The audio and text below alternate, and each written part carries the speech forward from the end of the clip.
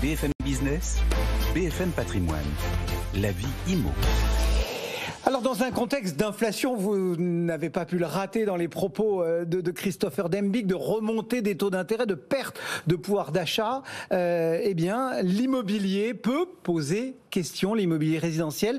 Y investir est-il toujours intéressant? Pour en parler, on reçoit ce matin Stéphane Imovic. Bonjour. Bonjour. Vous êtes le président d'Icori. Bon, l'immobilier, il rime, il va, il marche, il évolue avec l'inflation?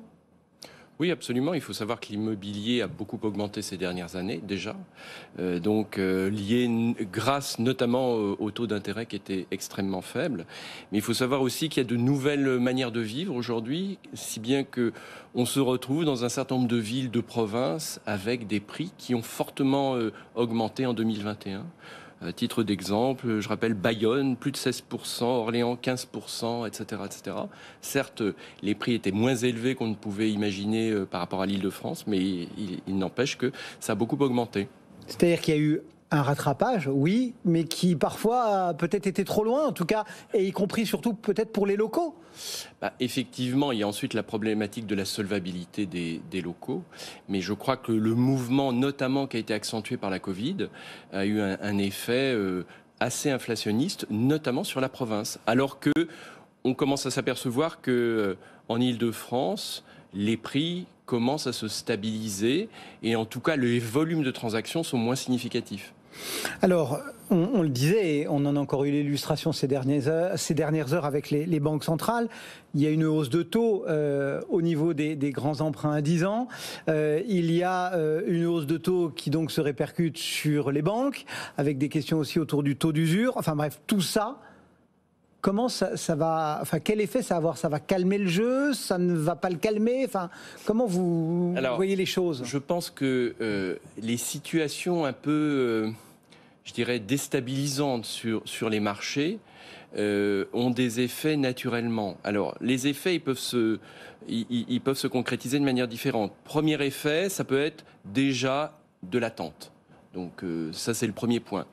Deuxième effet, ça peut être un ajustement des prix aussi dans certains cas. Aujourd'hui, sur l'Île-de-France, on s'aperçoit que les prix commencent très légèrement, je dis bien très légèrement, à se stabiliser et peut-être même un tout petit peu à baisser. Je crois qu'on est à 10 100 € sur Paris alors qu'on était à 10 600 € il y a 3 mois. Donc il y a une stabilisation. En même temps, on a quelques marchés qui restent très, très actifs avec des prix qui restent importants. Alors, ce qu'il faut savoir aussi, c'est que la France connaît un déficit chronique en matière de logement. Donc, inévitablement, on a besoin de logements et ça incite les particuliers à acquérir, soit à accéder, soit à trouver des logements en matière locative. On s'interroge, enfin, que dans tous vos petits camarades qui se succèdent sur le plateau, il y a quand même des questions sur justement le fait que les taux remontent, le fait qu'il y ait peut-être plus de difficultés à emprunter, que c'est un effet un petit peu sur les prix, oui, vous venez d'en parler, et que du coup cette baisse des prix ramène un certain niveau ou maintienne un certain niveau de transaction, ce qui finirait finalement par faire un marché immobilier qui se tiendrait tout de même. Vous voyez les choses comment? Vous avez des craintes là-dessus, sur le fait que tout parte? Ou au contraire, effectivement, est-ce qu'il y a des... J'ai pas envie de dire des vases communicants, mais est-ce que certains points négatifs peuvent finalement ressurgir comme étant des catalyseurs? Je pense que n'oublions pas qu'on est sur des marchés demandeurs, donc ça c'est un premier point. En parallèle, il faut savoir que bien évidemment, la solvabilité des ménages, c'est aussi un point très significatif. À partir du moment où la solvabilité des ménages est atteinte, eh bien, il y aura une demande moins importante et il y aura des prix qui seront d'une certaine manière obligatoirement stabilisés. Donc ça joue bien évidemment. Et je pense que la hausse des taux a bien évidemment un impact. Mais pour l'instant, malgré tout, il ne faut pas oublier que les taux, même s'ils sont en augmentation, restent quand même extrêmement bas par rapport à ce qu'on a pu connaître, ne serait-ce qu'il y a 10 ans. Du coup, quand on est épargnant, quand on est investisseur, quand on est client, qu'est-ce qu'on se dit? On se dit que l'immobilier aujourd'hui, ça doit rester, ça reste toujours un produit à regarder. C'est l'investissement préféré des Français, quasiment. Je pense que ça reste l'investissement préféré des Français. Dans les contextes, en plus, d'instabilité, comme ceux qu'on connaît un petit peu en ce moment, vous disiez le CAC 40 qui est en dessous de 6000 points, etc., on s'aperçoit que l'immobilier reste une valeur assez refuge dans l'esprit des Français. Alors, il a été très longtemps un produit de défiscalisation, on l'a vu. C'est la politique qui a été menée par les pouvoirs publics pendant 40 ans. Aujourd'hui, on a beaucoup plus de gens qui s'intéressent à l'immobilier ancien.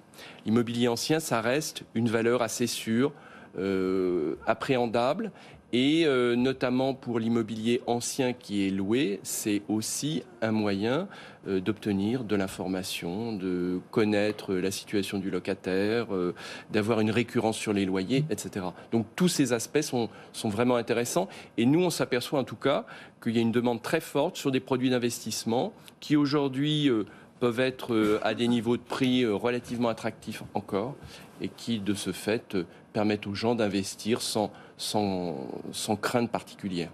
Et ce, sur, entre guillemets, tous les types de compartiments, que ce soit pour sa résidence principale, pour du locatif, pour oui, c'est de la pierre-papier, pour... Alors, sur de la pierre-papier, bien évidemment. Je crois d'ailleurs que les rendements des SCPI sont assez bons jusqu'à présent. Parallèlement, pour de l'investissement, et pour de l'investissement pour des classes d'investisseurs assez différentes. C'est-à-dire qu'on a aussi bien des primo-investisseurs qui viennent chez nous, qui sont des gens qui ne sont pas forcément propriétaires de leur logement, mais qui en revanche souhaitent faire un premier investissement et qui achètent un produit avec un rendement assez élevé. Et en parallèle, on a des investisseurs plus confirmés qui achètent des produits qui vont avoir nécessité aussi de se réformer. Je pense à la loi climat-résilience, qui est quand même un phénomène nouveau et qui classifie les produits immobiliers selon des catégories.